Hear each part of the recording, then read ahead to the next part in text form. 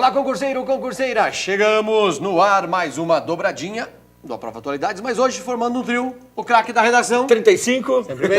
E aqui o professor Antônio Kozikoski. Satisfação, meu amigo. Meu medo era errar o Ótimo, sobrenome. satisfação. Mas Isso não mesmo. acertei. Já acertei. Não errei, né? Não acertei. errou. Eu não errei? Eu aprendi com 14 anos a falar Ah, meu é? sobrenome. Poxa vida, Você de origem mandou muito hindu. bem. Então, de origem hindu, fácil. Verdade. Facinho. Não dá nem pra imaginar de onde vem. Pessoal, por que nós temos hoje uma trio. pessoa para dar argumento de autoridade? É verdade. Três. Incomoda aí. Incomoda, é verdade. Três, Tem uma três. galerinha aí que fica preocupada.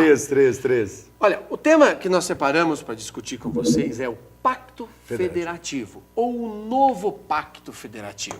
Tá aí o tema, o professor Marlos vai captar o argumento de autoridade passado pelo professor Antônio e em cima disso nós vamos discutir. Mas, primeira coisa, professor Antônio, o nome completo do Brasil. Artigo 1º da Constituição República Federativa do Brasil. Ou seja, Brasil é sobrenome. É o apelido, né? É o um apelido. sobrenome. É verdade. República Federativa do Brasil. Esta palavra federativa é o grande problema cívico, se eu poderia dizer assim, que pouca gente entende o que significa isso. É verdade. Nessas três palavras tem três grandes informações, né? Primeiro, a gente vive numa república. O que é uma república? É uma forma de governo. Uma forma de governo na qual o poder pertence ao povo e é exercido por ele de maneira alternada. Por isso que a gente tem eleições. Mas o problema maior, de fato, está no que o professor Laércio colocou. A federação. Nós vivemos numa federação, né? Eu quero mostrar alguns mapas aqui para a gente poder discutir. Olha só, veja comigo esse mapa, por favor, do nosso país. Tem aqui esse número, esqueça, mas 27 UFs.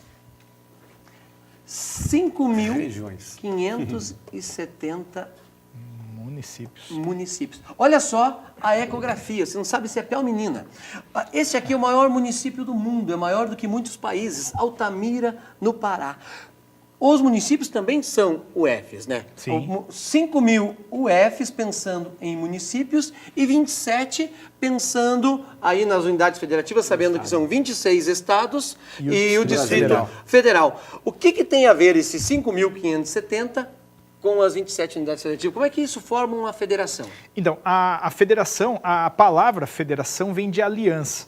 Nós fizemos uma aliança que engloba entes menores que se juntam para formar um ente maior. Nós temos aí, de fato, 26 estados, mais o Distrito Federal, 27 unidades, mais 5.500 municípios que se juntaram, juntamente com a União, que também é uma pessoa jurídica autônoma, para formar a Federação Brasileira. Então, nós temos 4 entes que compõem a federação.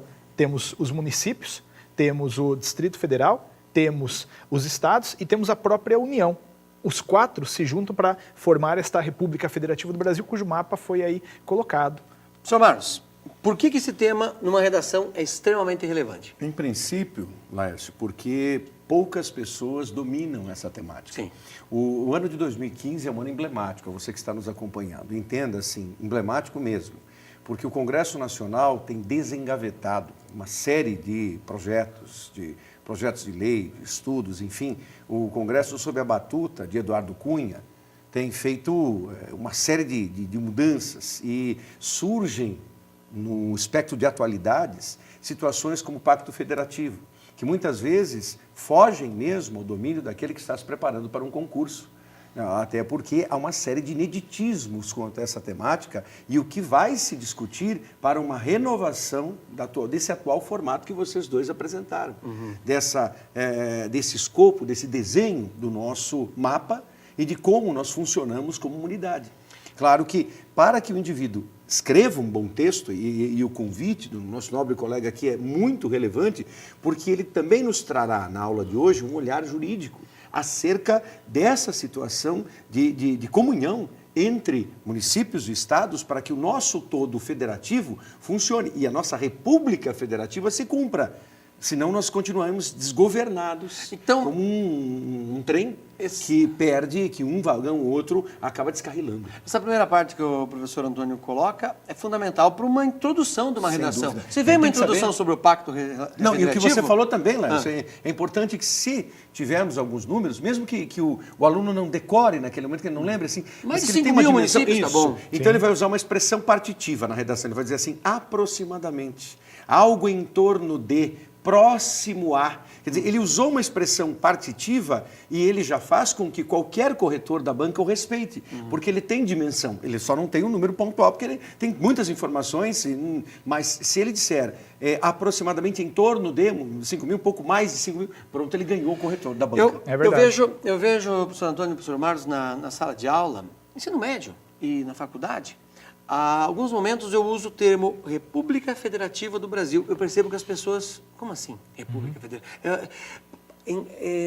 Parece que as pessoas não têm familiaridade, intimidade com uma coisa que deveria ser parte do nosso civismo. É verdade. Eu me recordo na minha infância ter feito aquelas disciplinas, né, de educação moral e cívica. O SPB. O SPB, ali a gente aprendia esses conceitos, mas isso se perdeu e de fato. E não é só em ensino médio, não. Em universidade, né, a gente percebe, mesmo no curso de Direito, pessoas que vão analisar essa dinâmica organizacional e não entendem o que é a federação, não entendem o que é a república. É difícil mesmo a ideia, mas a gente tem que conhecer, né? Por isso... Antes de eu provocar novamente o professor Antônio, o professor Marcos, eu faria aqui uma introdução falando isso de umas 5 linhas, mais ou menos? Exatamente. Eu um pouquinho mais, Lércio, mas em torno disso, entre 5 e 8, para nós pensarmos num texto maior. 5 a 8 linhas, mas apontando isso que vocês dois colocaram, porque é o cartão de visitas.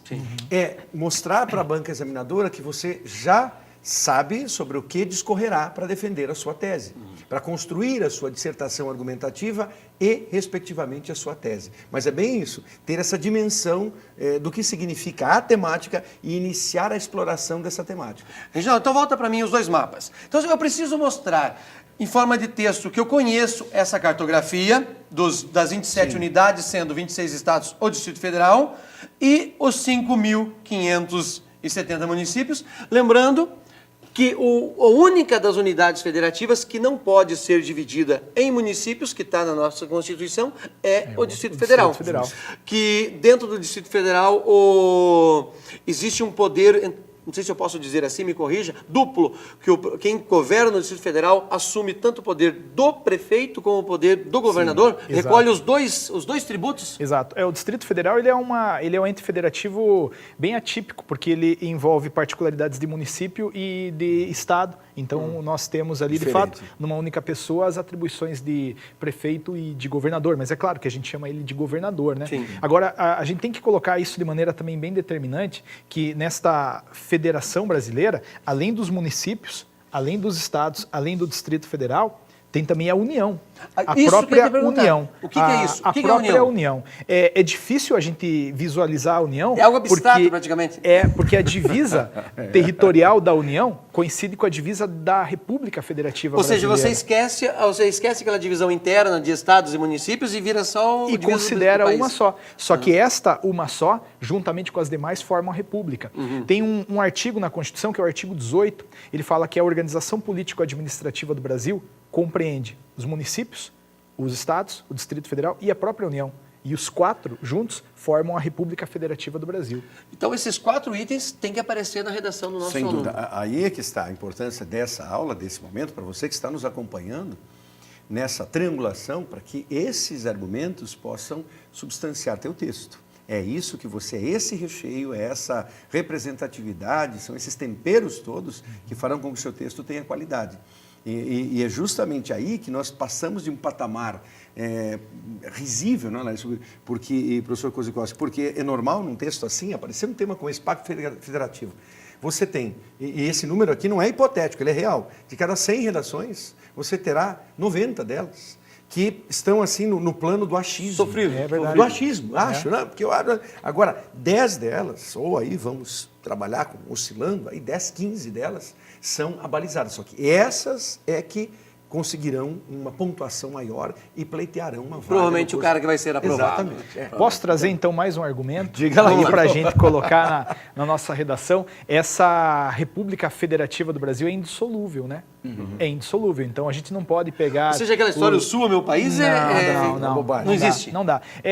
O Sul é meu país é um movimento que assim busca pensar uma nova A democracia forma. permite esse tipo de coisa. Permite, mas a viabilidade dela é zero. Só tem uma forma do Sul é meu país Você dar certo. rasga a nossa Constituição. Rasga a Constituição, guerra, arma, coisa e tal, mas daí aí sim, é outra, É evidentemente... impossível um plebiscito em relação a isso. Impossível. Mas é possível um plebiscito que eu separe, divida as unidades sem federativas, dúvida, sem dúvida. divida os municípios, mas dúvida. não desanexe, Dissociar tire uma parte do todo, território. não Posso tem como. anexar outro território, mas tirar não. Tirar não, sempre para mais. A gente Sempre pra pode mais. eventualmente adquirir um novo território, mas dividir o Nem todo... pensar. Porque o nem Brasil é um pensar. país imperialista, né? Olha para este mapa, por favor. Você pode ver que ele ocupa mais da metade da América do Sul. Todos os outros países são pequenos, nós somos gigantescos. Todos olham para nós como algo que vai cada vez mais conseguindo. Então, tirar a nossa Constituição só se for na guerra. Eu não tinha pensado nesse termo. Só na guerra, na arma, nada de plebiscito para separar. Então, Não plebiscito tem com o como. Sul é meu país, esqueça. Colocou isso, já levou 0 na redação. Não pode. Segundo a Constituição, não pode. Falando assim, do ponto de vista crítico, é uma arrogância, uma petulância de alguns se arvorarem na condição de acreditar que o Sul, tendo o Rio Grande do Sul, Santa Catarina e Paraná, conseguiria subsistir como um Estado rico, como alguns entendem. Nós seríamos a Europa no Brasil, como alguns dizem, a respeito de cidades que são tipicamente povoadas por italianos, por poloneses, por alemães, enfim, ucranianos. Isso é uma bobagem. Olha, uma bobagem, tenha certeza. É um egocentrismo desnecessário, equivocado e distante da realidade de um país que só será efetivo se ele for mesmo uma união de estados e municípios em prol de fatores que levem a comunidade, o coletivo a vencer. Senão é bobagem, fica para nós. É verdade. Professor Antônio, e acho que vai servir para a segunda parte para o professor Marlos da orientação. Coloca, Reginaldo, para nós aí, eu coloquei um texto para que fizesse a provocação. O que o pessoal está brigando para esse novo pacto e cobrando, né, esse reequilíbrio da federação? Aí ponderando obrigações entre os entes federativos, principalmente quando fala de grana, de receita. O que seria isso? Então, a gente tem que só pensar num primeiro momento da formação da Federação Brasileira, porque nós vivíamos num império. Sim. Esse império ele tinha uma divisa territorial também bem marcada e todo o território estava nas mãos de um único governante. Só que na medida em que surgiu essa lógica federativa, houve a necessidade de fracionar. E aí a gente chegou naquele mapa que a gente estava trabalhando. Só que nesse contexto, aquele ente que detinha todo o poder acabou tendo que ceder uma parte dos seus poderes para os entes menores. Então aquele império acabou se dividindo em seu poder e hoje cada ente da federação exerce um pouco desse poder. O governo, o Estado, o Distrito Federal e os municípios. Temos que voltar aí, então, 1808, quando chega a família real, Sim. viramos império, e vamos até 1889, quando nos transformamos em república, e aí aparecem, entre aspas, 3 poderes, que é o do município, o do Estado. Antes éramos chamados de província, né? Sim. Isso vem até... Aliás, o nome do Brasil era Estados Unidos do Brasil Estados Unidos do até Brasil. 1964. Né? Nesse momento, conhecer um pouquinho das bandeiras, para quem quer aprofundar, é bastante interessante. Busca no oráculo Google, você encontra as bandeiras. Ou um livro específico de geografia, não, de história, encontra algumas bandeiras. E a bandeira é um símbolo do poder, né? Nós tivemos uma bandeira semelhante à dos Estados Unidos, estou falando aqui, só que eram nas nossas cores, é claro, né, mas similar, tendo uma simetria muito próxima. E daí esse pacto, como é que segue? Então, aí na medida em que a gente acabou fazendo essa separação de poder entre esses entes menores, a gente manteve uma concentração de muitos poderes nas mãos da União. Passamos algo para os estados e para os municípios também, mas um poder muito grande ficou ainda nas mãos da União. Isso às vezes acaba dificultando uma política local. Então daí vem uma necessidade de a gente repensar este pacto federativo para dar um pouco mais de autonomia, talvez, para os estados, para os municípios e tirar um pouco das costas da União, né? Porque a União ela já fez muito, né? Já coube a ela fazer muita coisa. Houve uma época no Brasil em que telecomunicações eram administradas por ela. A Embratel queria uma linha de telefone e tinha que pagar lá dólares, né? Professor Marlos, estou vendo que ele não está usando, o professor Antônio não está usando o termo o presidente do Brasil, a presidente do Brasil, ele está usando a União. Acho que é importante para o aluno perceber por que você não usou a palavra, você não foi por acaso, você não usou o termo presidente do país e União. Para ele separar isso. A gente está falando de esses poderes, eles incidem para o ente, né? Para a União, para o Estado, para o Distrito Federal. O presidente é quem está ali naquele momento, em razão daquela forma republicana, fazendo essa administração. Agora, só para a gente também fazer um paralelo interessante, já que foi colocado os Estados Unidos, os Estados Unidos eles partem de uma lógica federativa diferente. Lá é outra história. Lá havia 13 colônias que se uniram para formar um todo. As 13 colônias detinham os poderes totais ali daquele país. Na medida em que cederam esses poderes para um ente novo, cederam apenas uma parte pequena. Por isso que nos Estados Unidos, os estados mandam mais. Você ouve, às vezes, nos Estados Unidos tem estado que admite pena de morte, estado que não admite. Os estados têm uma autonomia Tem uma autonomia superior. maior. Quase, entre aspas, como se fosse um pequeno país. Exatamente. Porque ele tem essa situação. É uma diferença interessante para escrever isso no texto, professor Marcos, para que ele faça um paralelo? Exatamente, Léo. Enquanto vocês discorriam, é bem isso. Esse é um tema de grande relevância, porque ele vai trabalhar com viés político. Ele está sendo discutido no Congresso, então ele precisa desse aval do Legislativo. O Legislativo vai mexer com isso, para depois passar ao Executivo para uma sanção e aí o Judiciário entra no meio se houver uma polêmica. Sim. Claro que é um tema social, porque ele envolve uma situação de gigantescos municípios. Vamos citar lá na ponta São Paulo, mais rico de todos, e os menores, aqueles municípios... Borá, por exemplo, que tem 750 habitantes. Olha aí. O estado de São Paulo é antagônico. Ele tem o maior município em termos de dinheiro, de volume, e também tem um menor, 700 e poucos habitantes. É uma coisa assustadora. Borá é assustador. Para que serve? Então, é um tema social e, é claro, é um tema econômico, porque essas relações passam pelo viés dessa repartição de dinheiro, que é o que alguns municípios não aceitam mais, os grandes municípios, porque eles alegam que carregar os municípios menores nas costas já é algo que não cabe mais, porque nós temos um inchaço de municípios, mas esse inchaço de municípios só foi promovido pelo Legislativo. Foi o Legislativo que deu o aval para a criação da separação de estados, que você sabe muito bem nesse sentido, né, o que se separou e por que se separou, e da mesma forma a criação de novos municípios. Aqui no Paraná, por exemplo, você e de outros estados, continua um grupo sempre discutindo que nós temos que ter o estado do Iguaçu, que seria então pegar um pedaço do Paraná e você criar um novo estado. E, consequentemente, criar um novo estado, você vai criar novos municípios. Então, essa divisão, esse desfatiamento do bolo é próprio do Legislativo. Perfeito. Professor Antônio, voltando para o mapa do município, coloca lá, Reginaldo, por favor.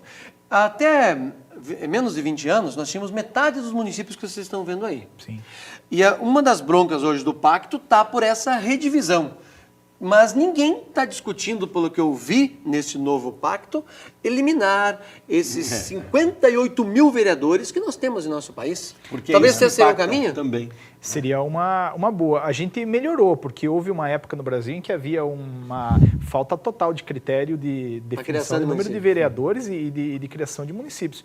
Eu acho que, de fato, repensar aí essa lógica legislativa, uma perspectiva de diminuir vereadores, é muita gente. Ou como proposta, talvez, na redação, professor Marcos, pode ter o vereador, mas o vereador que recebe no mundo, é só no Brasil que temos essa jabuticaba. Não, e não só recebe, não, você fala bem, ele faz analogia com o fruto.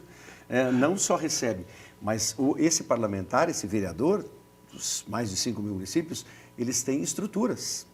E alguns têm estruturas para empregar inúmeros funcionários, são pequenas empresas.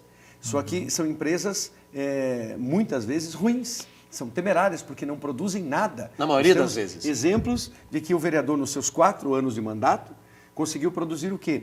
Um nome de um logradouro, rua, deu título de cidadania para 8, 9 amigos, porque isso é uma maneira de agradar e continuar mantendo com ele. Lembro de alguém dizendo assim, eu tenho uma dívida eterna com esse vereador, porque ele me deu o título de cidadão honorário de Curitiba, isso me enche de orgulho. Isso é vaidade. Agora, pode ter esse orgulho? Pode, mas não com dinheiro público. Aí é que entramos nós. É verdade. Então, pode ter essa vaidade, eu quero meu nome na rua, beleza, mas escute, não com dinheiro público. Vá fazer cortesia com o chapéu da tua casa, não com o chapéu que é público, porque senão nós vivemos esse aspecto de corrupção. Aí quando nós ouvimos, por exemplo, que gigantes da construção civil, das engenharias, corrompem com milhões, e são milhões, uma propininha de 500 milhões, como se fosse algo comum, vão corromper com 500 milhões? 500 milhões? Quase um Se fossem bi, né? 5, já seria assim, uau! Agora, 500 milhões? É brincadeira, isso é só a corrupção, quer dizer, é o desvelo da coisa. Esse é um tema político bastante interessante, e aí, Lécio, você pontua, entrando no desenvolvimento com todo esse recheio, amigo, e depois, professor Kozikowski, partindo para a conclusão, que daí é vossa. O que concluir a partir disso? Ou seja, quais caminhos o Brasil melhorará? Talvez esse seja o ponto a ponderar na conclusão. O Brasil melhorará ou não com esse pacto federativo? O fato é que nós não estamos bem, né? Sim. Nós precisamos repensar. E eu acho que a mudança sempre tende a vir para melhor. Repensando um pouco esse pacto federativo, pensando aí essa redistribuição de atribuições entre os entes, eu acho que a gente tende a melhorar, dar um pouco mais, talvez, de autonomia para os estados, liberar um pouquinho mais, repensar toda a lógica tributária, porque isso é um caos no Brasil. A gente trabalha aí 5 meses e mais alguns dias para pagar impostos, né? Para os 6 poderes. Exatamente. E a gente paga uma carga tributária de Suécia, mas vive com uma contraprestação social de Etiópia, né?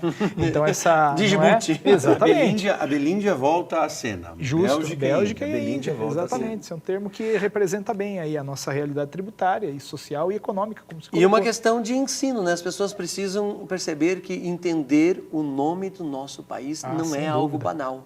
Sem dúvida. Isso não é juridiquês alguma, é obrigação, é questão de cidadania. Poderíamos seguir essa linha para fechar Com nossa aula? certeza, com certeza. A república, a forma de governo, a federação, uma forma de Estado que engloba esses entes menores aí que a gente debateu. Fechamos então, professor Marcos? Fechamos, e então fica só essa Claro, questão, claro. né? Aproveitar, Lécio, justamente. Então, tomar um ponto de partida, tomar uma posição, não ficar assim, talvez seja bom. Não. Então, aceitando a sugestão do professor Kozikowski, é algo bom, é algo salutar, sim, para o próprio desenvolvimento do país. E fechamos. Pessoal, mande sugestões, cobre, critique, comente. Só na Veja que você não pode mandar briga. Aqui você pode criticar, pode. tá bom? Aqui você pode criticar. Grande abraço, a gente se vê, professor Kozikowski. Meu amigo, muito obrigado. Valeu, até daqui a pouco. Abraço, Tchau. até logo.